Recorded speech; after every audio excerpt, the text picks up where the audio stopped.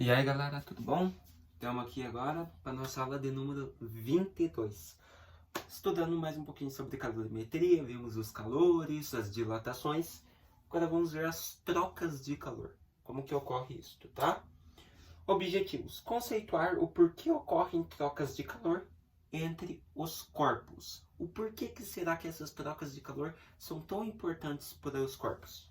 Então olha só, troca de calor. As trocas de calor acontecem porque o calor é um tipo de energia que transita entre os corpos para ocasionar o equilíbrio térmico em ambos.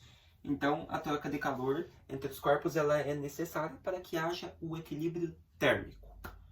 A troca de calor acontece quando dois ou mais corpos com temperaturas diferentes são colocados em contato em um mesmo ambiente, um sistema isolado que nós chamamos.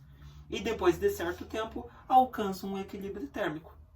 O sistema isolado referido acima é mais conhecido como calorímetro, um sistema fechado que impossibilita a troca de calor do sistema com o meio, tá? Então, o sistema isolado é só entre os dois corpos, tá? Eles não trocam calor com o ambiente ou com o meio que eles estão, tá? Por isso é um sistema isolado que nós chamamos de calorímetro, né? O perímetro do calor.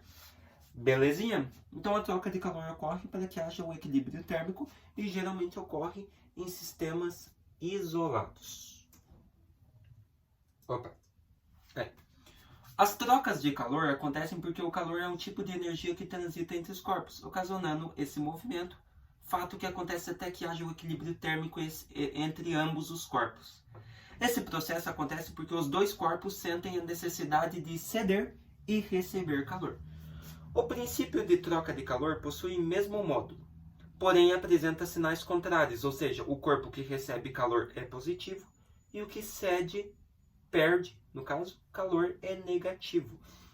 Então a representação matemática está ali para aquele fato. Então olha só, o corpo que perde calor é negativo. Então no caso nós tínhamos a relação ali, ó, QA igual QB, né? Perdão. QA é igual menos QB.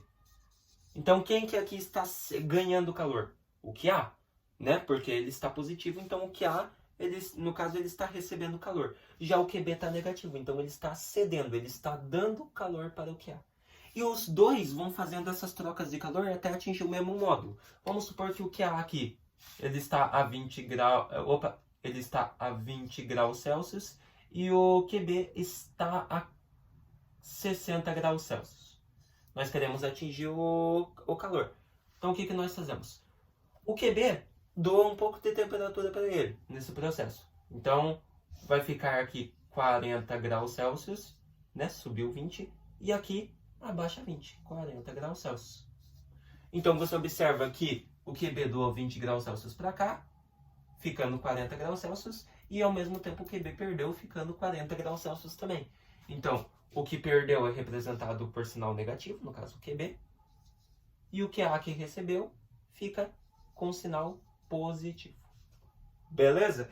Então os dois vão fazendo essas trocas, vão mudando a variação de temperatura, porque os corpos precisam disso, para até que eles cheguem em equilíbrio térmico, né? Ou você pode fazer aquela relação ali, ó. Ou QA mais QB é igual a 0. Beleza?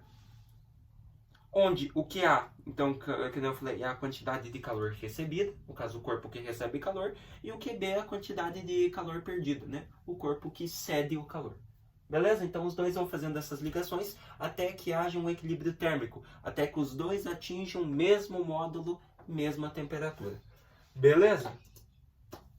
Então olha ali, ó. A seguir observe a troca de calor que acontece com a água até chegar ao equilíbrio térmico, conhecido popularmente como água morna. Então nós temos uma bacia com água quente e outra bacia com água fria e cubo de gelos.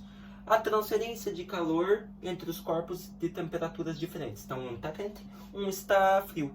Então os dois vão trocando temperatura até que os dois atingem o mesmo módulo, a mesma temperatura, gerando o equilíbrio térmico e popularmente, como nós conhecemos, a famosa água morna, né? Que é morna, né? Ou seja, não é nem tão quente nem tão gelada.